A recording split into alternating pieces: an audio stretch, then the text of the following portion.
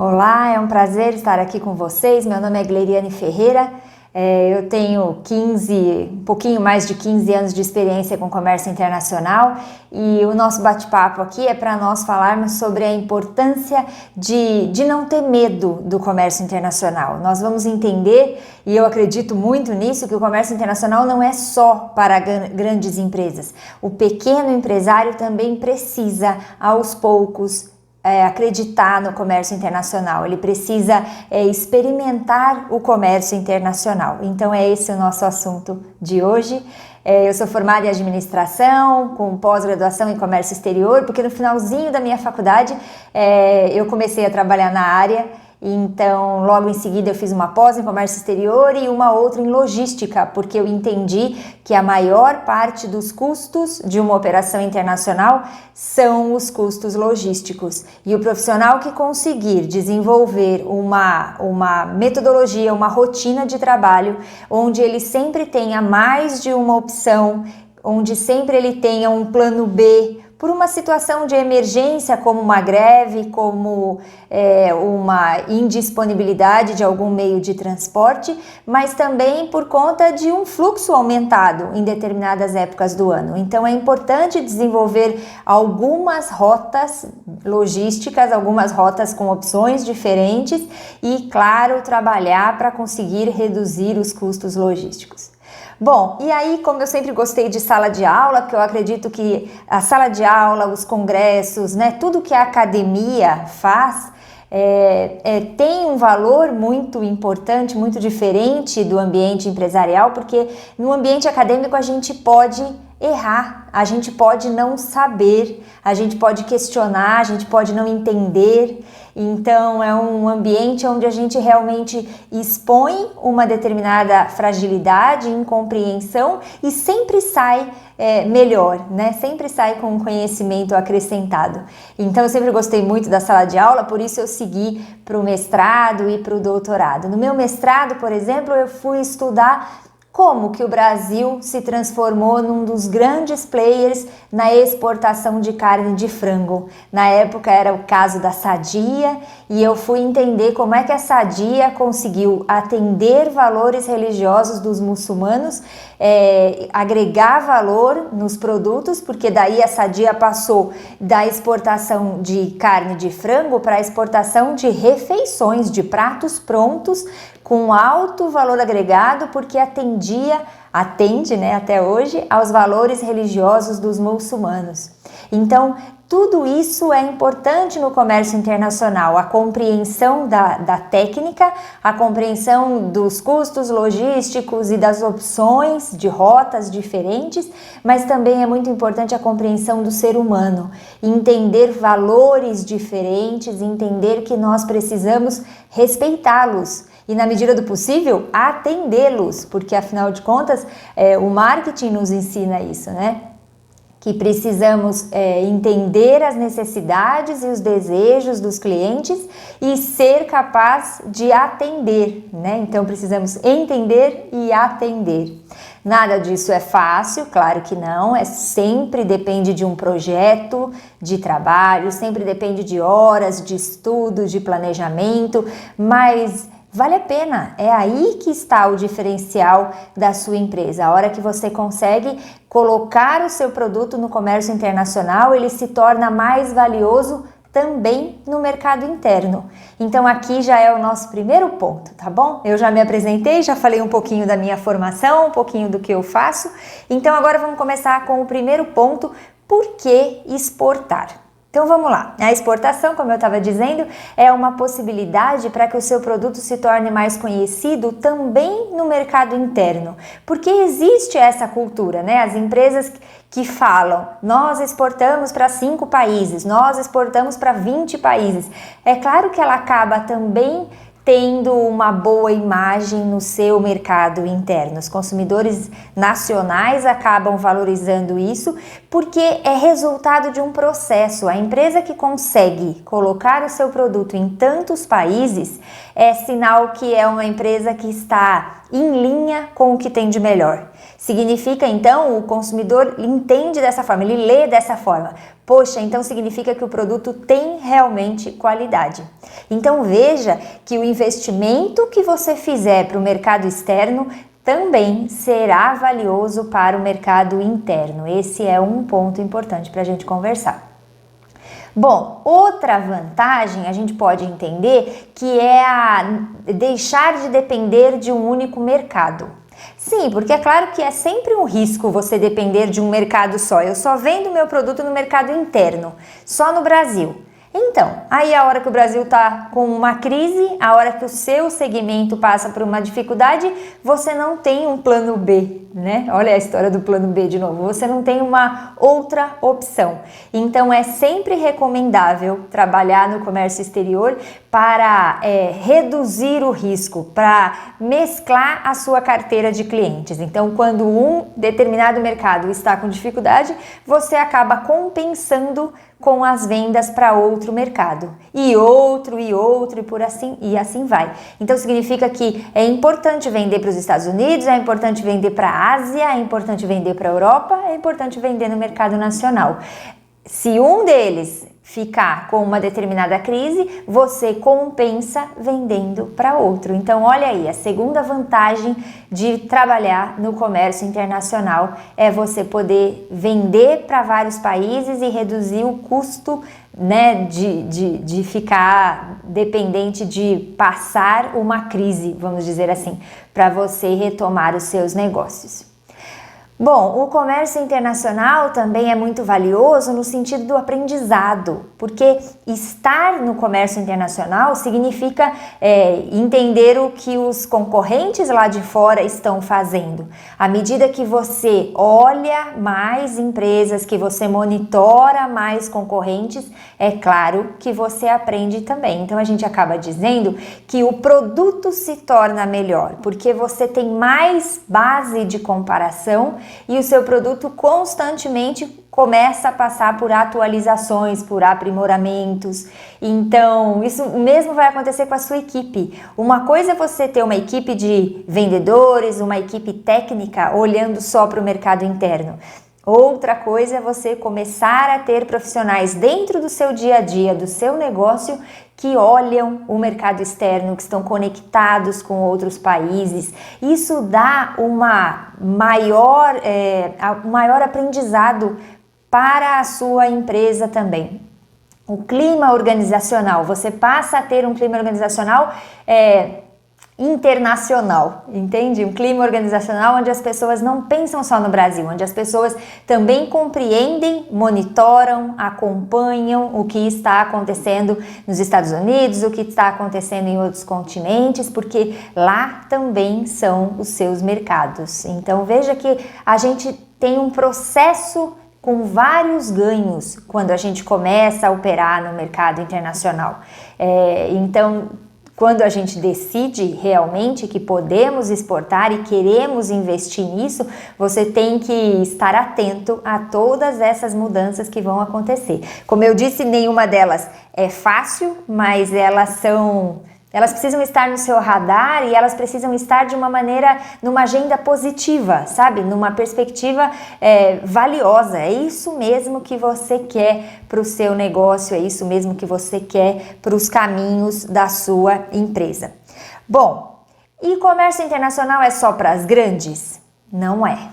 Eu digo que o comércio internacional é também para as pequenas empresas. O pequeno empresário também precisa tirar o medo, ele precisa investir, ele precisa investir, não é só investir dinheiro não, viu? Investir esforço, investir num projeto de exportação. É muito importante o pequeno empresário brasileiro perder o medo, acreditar que é possível trabalhar no comércio internacional. Então vamos lá, falar de pequenas empresas. Como ela vai fazer se ela não tem ainda estrutura para isso?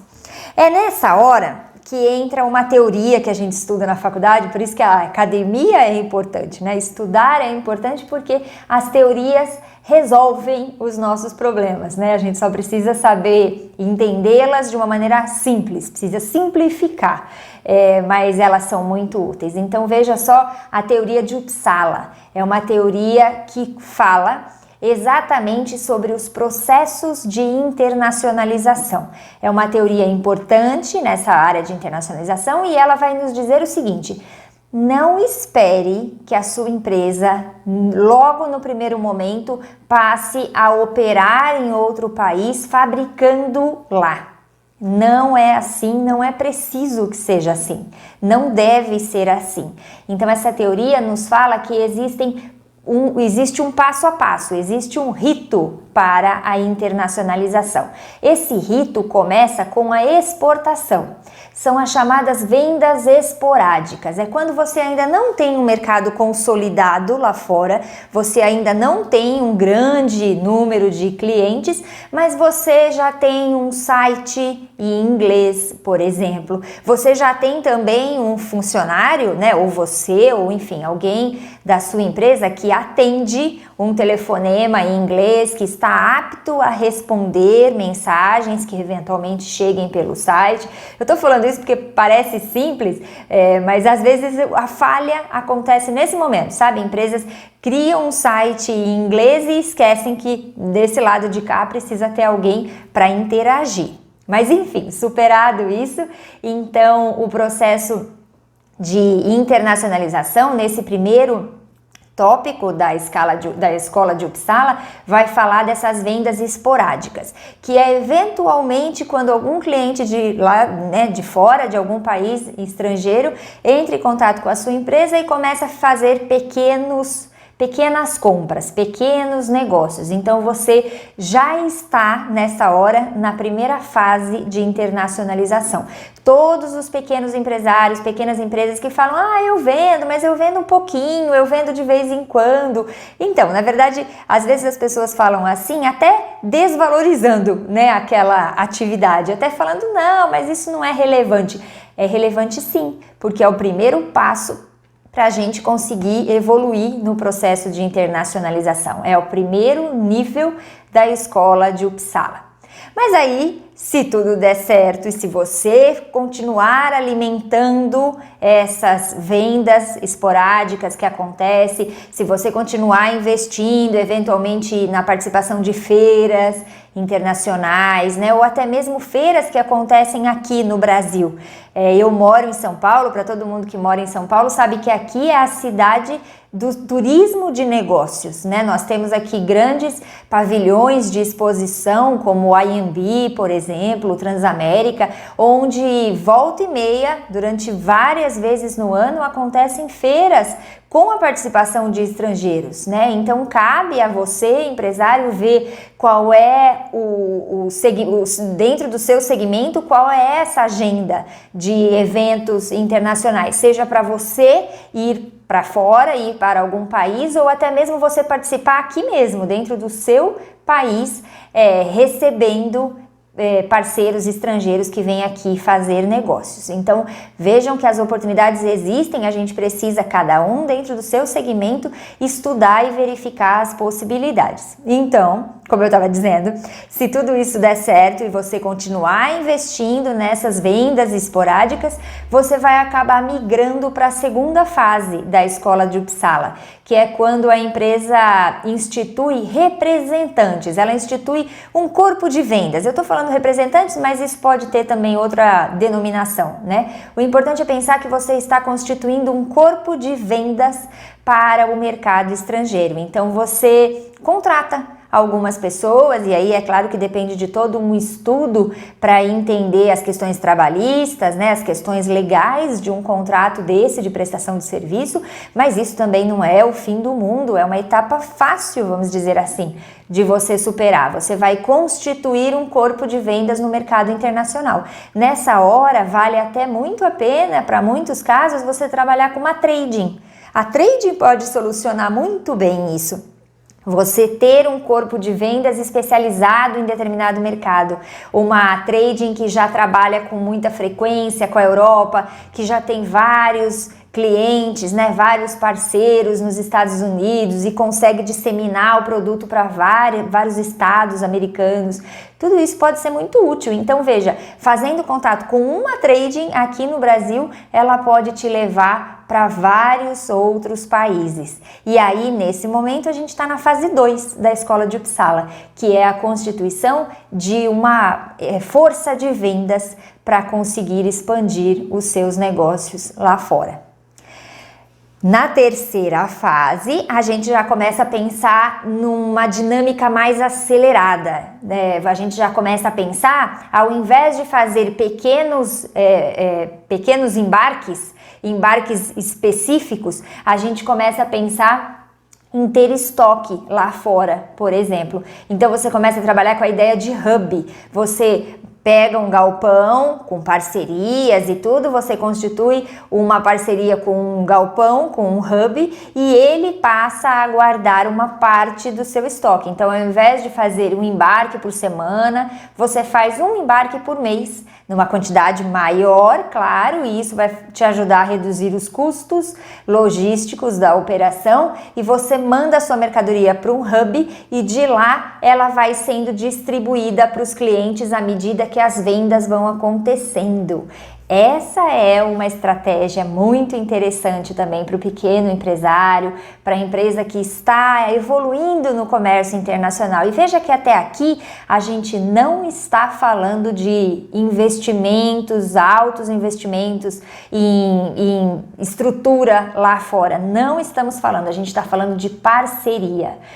Para mim, essa é a tônica de muitos negócios. Os empresários que sabem fazer parceria, que sabem negociar e sabem manter relacionamentos, porque a parceria, uma vez estabelecida, para que ela realmente se confirme da forma como as partes precisam, ela depende de relacionamento, ela depende de uma manutenção, né? Depende de ética, depende do comprometimento de cada uma das partes, depende de realmente cada um cumprir o seu papel. Mas quando a gente consegue isso, quando você de fato estabelece uma boa parceria, você elimina custos fixos, você elimina a necessidade de ter a sua própria estrutura lá fora. Então é muito importante o empresário, se você precisa dessa habilidade, então invista nisso. Invista nessa habilidade de se relacionar, estabelecer parcerias, entender que toda parceria precisa ser ganha-ganha, quer dizer, os dois precisam ganhar. Essa também é uma teoria na administração, né? Não podemos achar, sabe, não pode ser só venha a nós e o vosso reino, nada, não pode.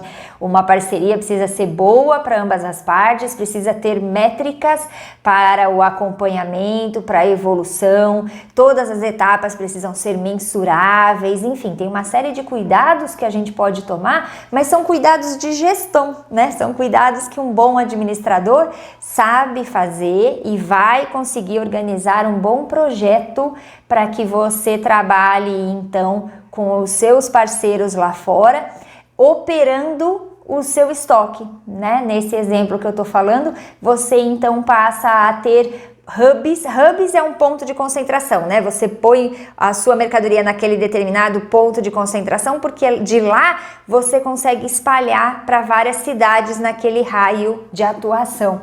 Então, também depende de um planejamento para escolher as cidades que são os chamados hubs, né? Porque são cidades que têm bons acessos, têm canais assim para escoar a mercadoria. E aí, por último, aí sim a Escola de Uppsala fala que quando a empresa vence essas etapas, então a primeira foi exportação com vendas esporádicas. Na segunda etapa, é quando você começa a constituir o seu corpo de vendas, a sua força de vendas para o mercado externo. Na terceira etapa, você já está com um processo de vendas mais evoluído, você já tem vendas mais frequentes, com volume maior, e daí você começa a ter estoques lá fora. Eu estou sugerindo que você trabalhe com parcerias, mas é claro, se nessa hora você já quiser constituir o seu próprio CD, né, o seu próprio centro de distribuição lá fora, é claro que pode.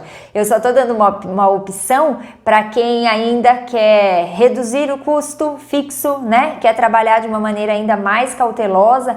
Pode, é possível, é completamente viável fazer dessa forma. E aí vamos para a última etapa da escola de Uppsala, que é quando definitivamente você coloca uma operação industrial em algum país, né? Quando você abre uma fábrica, né? Quando você realmente começa a produzir naquele país. Veja que essas 4 etapas não dependem de ter dinheiro. Eu sempre costumo falar da indústria automotiva. Raríssimos os casos de uma indústria automotiva que chegou num país e logo constituiu uma fábrica. Eu acho que dá para dizer que isso nunca acontece. As empresas sempre entram num país exportando. Então ela começa vendendo seus veículos, ela começa num processo de exportação. A primeira fase da escola de Uppsala. Aí depois ela começa a constituir as suas próprias concessionárias, né, as suas revendedoras. E aí por fim, normalmente depois de anos, com o mercado devidamente consolidado, aí sim ela monta uma fábrica, né? Ela coloca uma fábrica naquele país e muitas vezes também naquele país para que ele também atenda países vizinhos, nessa nossa ideia aqui de hub. Então uma fábrica no Brasil atende o mercado nacional, mas também exporta para a Argentina, para outros países. É essa ideia de hub. Então o que a gente pode aprender aqui? Que exportar é um processo de evolução, só que a gente precisa dar o primeiro passo. Não depende de ter dinheiro, depende de ter iniciativa, depende de estar disposto a aprender, a superar os desafios. É claro que eu não estou dizendo que são fáceis, nem estou dizendo que a gente consegue passar por tudo isso em 3 meses, é claro que não. Mas é um processo que realmente pode trazer diferenciais para a sua empresa, trazer ganhos para a sua empresa. Bom, e como escolher o mercado-alvo, né? Quais as condições que a gente precisa analisar na escolha de um mercado-alvo? Bom, eu diria para vocês que tem teoria que nos ajuda nisso também. Uma questão importante é a gente pensar onde temos menos barreiras, sabe assim? Onde eu tenho menos dificuldade. E aí, nesse sentido, é claro que o idioma é importante. Você pode sim escolher um mercado em função do idioma dito, né, utilizado naquele mercado, considerando a sua facilidade, a sua familiaridade com aquele idioma. Então, nesse sentido, se você quiser vender para países de língua portuguesa, é um caminho. Se você tem facilidade com o espanhol, é um caminho. Se inglês, enfim, pelo idioma é uma condição aceitável, sabe assim? É justo que você escolha o mercado pelo idioma, mas é claro que não só por isso. A gente não pode pressupor que por conta daquela facilidade do idioma, certamente, né, vamos prosperar. Tem outras questões importantes. E aí vamos falar de questões técnicas, né, relacionadas ao negócio. Uma questão muito importante que a gente sempre tem que olhar é a necessidade que aquele país tem do seu produto. E como é que a gente identifica isso? Vamos falar um pouquinho de imposto. Vocês sabem que os impostos no mercado internacional, eles funcionam, eu costumo falar na sala de aula que eles funcionam como uma torneira. Quando o governo precisa que aquele produto entre no mercado com mais facilidade, o que ele faz? Ele baixa o imposto. Então, baixando o imposto, aquele produto entra com mais facilidade. É como se o governo estivesse abrindo uma torneira e deixando aquele produto escoar, né? Deixando aquele produto passar. Então, imposto baixo já é um indicativo de que aquele mercado precisa do produto estrangeiro, de que a produção nacional não dá conta de atender a demanda, tanto é que o governo baixa o imposto para que o produto importado entre e atenda, né, seja capaz de constituir o atendimento à demanda interna.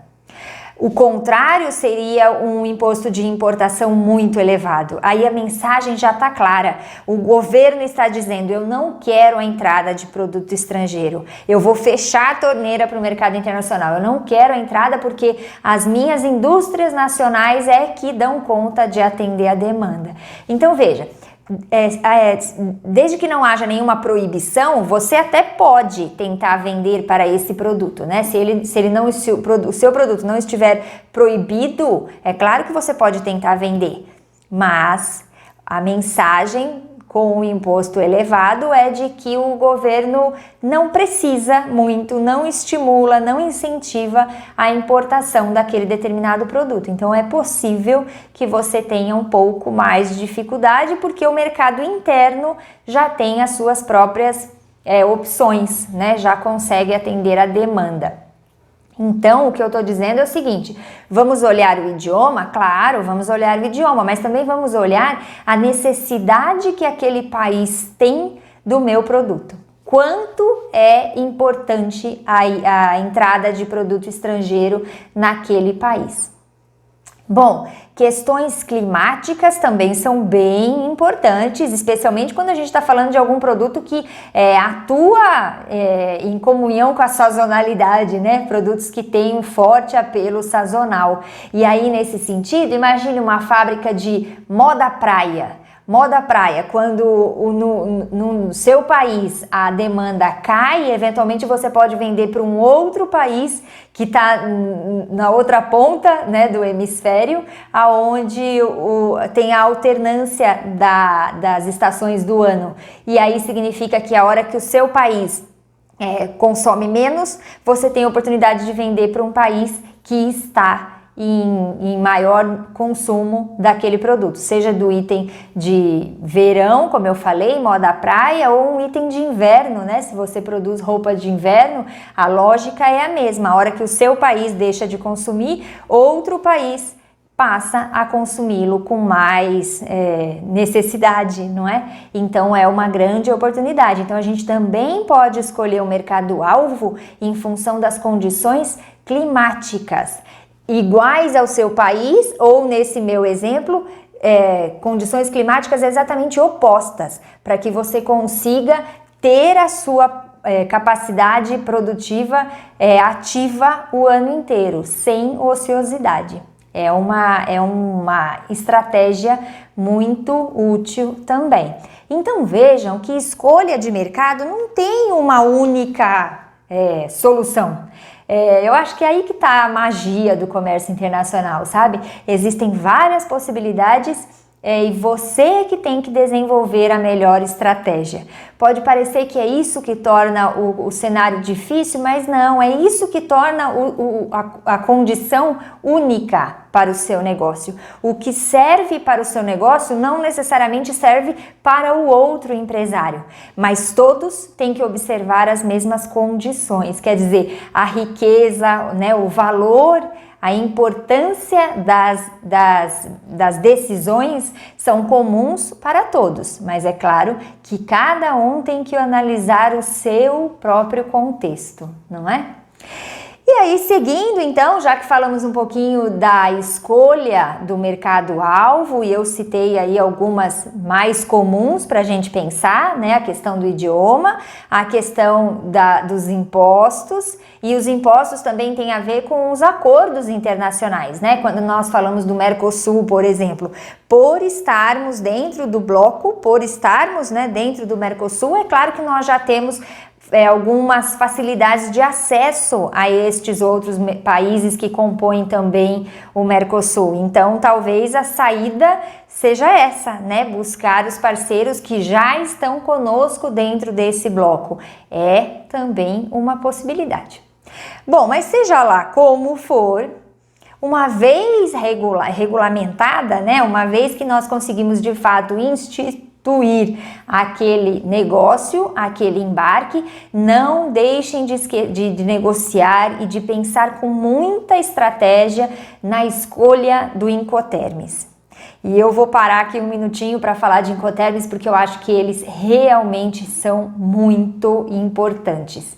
Vocês devem saber, né? Incoterms é o termo do comércio internacional que será aplicado naquele embarque e ele vai determinar o limite de responsabilidade. Ele vai determinar até onde vai a responsabilidade do exportador e logo, né, então, onde começa a responsabilidade do importador.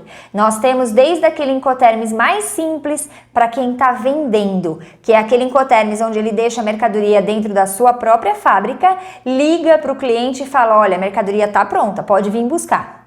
Então, quer dizer, é um mínimo de responsabilidade para quem está vendendo. Toda a responsabilidade durante o fluxo inteiro do embarque será do importador. Mas também temos o contraponto, né? Aquele outro Incoterms onde a responsabilidade maior é de quem está vendendo. Ele tem que embalar a mercadoria, passar a mercadoria pela alfândega do país dele, fazendo desembaraço de exportação. Ele tem que cuidar de todo o embarque, acompanhar a viagem internacional. Aí a mercadoria chega no país de destino, ele desembaraça a mercadoria no país de destino, então ele faz o desembaraço de importação e ainda leva a mercadoria dentro da empresa, dentro da fábrica do importador. Quer dizer, o importador tem um mínimo, né, de responsabilidade. É lógico que eu falei dos dois pontos, os dois extremos dos Incoterms, mas é claro que no meio disso tem várias outras opções. Não temos tempo aqui para falar de todos os Incoterms, mas vocês, é claro que podem acessá-los, né, com facilidade nos livros, nos sites oficiais do comércio internacional, com outros professores vocês podem olhar atentamente para cada um dos Incoterms, mas eu quero deixar uma mensagem que eu acho a mais importante quando a gente pensa nos Incoterms. Para mim, a questão é o seguinte: não escolha o Incoterms pelo custo. Não fique pensando, este Incoterms é mais barato para mim, este Incoterms está saindo $50 mais caro, sabe assim? Eu não acho que essa seja a melhor estratégia. A estratégia do custo, para mim, não funciona. Porque o Incoterms, ele precisa ser escolhido do ponto de vista da dificuldade, sabe? Do quanto você está apto para desembaraçar uma mercadoria no país estrangeiro. É muito importante a gente parar um minutinho e pensar nisso, porque veja, imagina que você esteja exportando uma mercadoria, então aqui no Brasil você produz a mercadoria, passa por todos os trâmites de desembaraço, de exportação, embarca a mercadoria viaja, chega no país de destino, muito bem. Seja lá qual for esse país de destino, a minha pergunta é a seguinte: você sabe desembaraçar essa carga lá?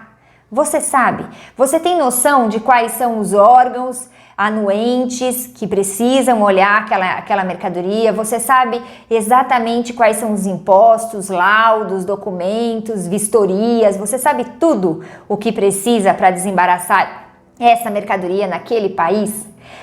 O desembaraço pode ser muito complexo, muito difícil. Imagina você aqui no seu país tendo que desembaraçar uma mercadoria fora, né? Claro que você vai contar com parceiros, obviamente você vai contar com parceiros, mas esteja certo de que esse seu parceiro realmente vai conseguir desembaraçar, tem pleno conhecimento daquela mercadoria, daquela legislação. Não é uma decisão simples, por isso que eu estou dizendo, não decida pelo custo, não decida porque é mais barato, se eu fizer assim eu vou ganhar um pouquinho a mais. Você tem que pensar se realmente você vai ter condições técnicas para fazer isso. O mesmo vale para uma importação. Às vezes a gente pode negociar uma importação ex-works, né? Aquela importação onde eu vou buscar na fábrica do exportador. Mas aí a minha pergunta é a mesma. Se você vai buscar na fábrica, você vai ter que fazer o desembaraço de exportação, né? O desembaraço que seria lá no país de origem daquela mercadoria. Você sabe fazer esse desembaraço? Você tem parceiros, você tem profissionais lá naquele país que já estão acostumados com esse tipo de desembaraço?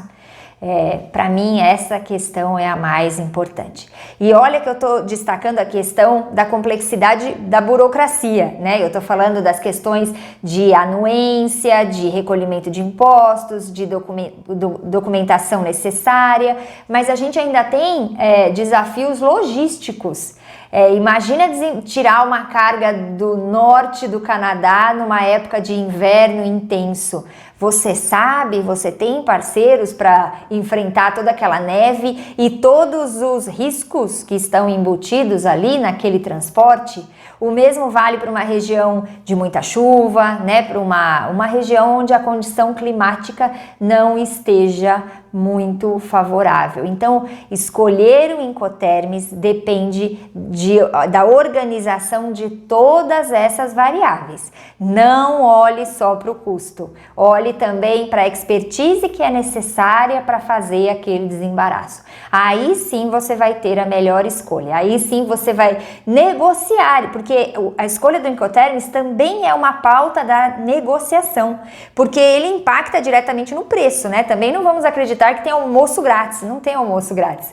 Se você está pedindo para o seu fornecedor trazer a mercadoria até o seu país, é claro que ele vai embutir isso no preço. E a questão então do preço é importante, claro que é importante, mas o que eu estou dizendo aqui é que você também deve considerar, a meu juízo, né? Eu diria que você também deve considerar a complexidade, a expertise que você tem ou que a outra parte, né, tenha, seja o importador ou o exportador, para fazer aquele desembaraço. Pensem nisso, enfim, a minha experiência me ajudou a tomar essa decisão e eu acho que tem que ser por aí. Hoje em dia eu não consigo olhar para Incoterms de outra forma. Para mim, Incoterms é uma decisão estratégica, é uma decisão que realmente precisa avaliar todas essas questões. Questões climáticas, questões burocráticas, questões de recolhimento de impostos e algumas outras ainda que a gente precisa pensar. Mas definitivamente não é só custo para a escolha do Incoterms. Bom, o mesmo vale para modais de transporte. Quando a gente pensa na escolha de modais de transporte, cuidado porque ainda tem muito essa ideia, tem muita gente que acredita, né, no custo elevado do transporte aéreo, mas vamos com calma, né? Primeiro a gente precisa olhar qual é a mercadoria, do que estamos falando. Se você estiver falando de uma mercadoria pequena, de uma mercadoria de alto valor agregado, o transporte aéreo é sim uma boa opção. Hoje em dia o custo do transporte aéreo está bem mais acessível do que há uma década atrás, então é possível sim conseguir fazer bons embarques aéreos com preços bem competitivos, e a questão é que nessa conta, na hora de pensar no custo do transporte aéreo, você também tem que considerar o tempo que será ganho naquela operação. Você está falando então de um estoque em trânsito, olha aí a importância de estudar logística. Quando uma mercadoria está em trânsito, ela tem que ser contabilizada. A gente também precisa assumi-la dentro do nosso estoque. Então é muito diferente você tá falando de um lead time de 30 dias no embarque marítimo ou falar de um lead time de 5 dias no transporte aéreo. São coisas muito diferentes. Então, avalie outros modais de transporte. Essa é a minha mensagem aqui. Pensem que pode até ser que a maior parte dos seus embarques ocorra dentro do modal marítimo, mas saiba o que é o transporte aéreo para uma emergência, para uma eventualidade, para a reposição de uma peça, de uma máquina, para um embarque de uma quantidade menor para atender uma emergência. de algum cliente ou alguma emergência sua aqui, né, no mercado interno, se a gente estiver falando de um produto de importação. Então, pessoal, eu já estou aqui encerrando, nosso tempo já está se esgotando, mas a minha mensagem, o que eu tentei falar com vocês aqui. Primeira coisa, comércio internacional não é só para empresas grandes. Empresas pequenas, pequenos empresários, acreditem no comércio internacional, invistam no comércio internacional. Vocês vão ver que é um mundo que se abre, literalmente, um mundo de oportunidades. Você vai crescer muito, a sua empresa vai ganhar muito mais know-how, muito mais credibilidade no mercado interno. Então, não tenha medo do comércio internacional. A gente só precisa, e aí sim, tomar cuidado e fazer todas as etapas, né, com muita calma, com muito estudo, com bons parceiros, boas empresas te auxiliando, mas é um caminho possível, sim. E a minha outra mensagem aqui foi no sentido da gente pensar mais estrategicamente, menos com foco no custo. As decisões pautadas em custos tendem a ser decisões muito sensíveis a erro, porque todo o seu empenho está focado só na redução de custo. Em nenhum momento você está avaliando risco, você está valorizando a expertise, você está minimizando perdas, erros. Então eu não gosto dessas decisões.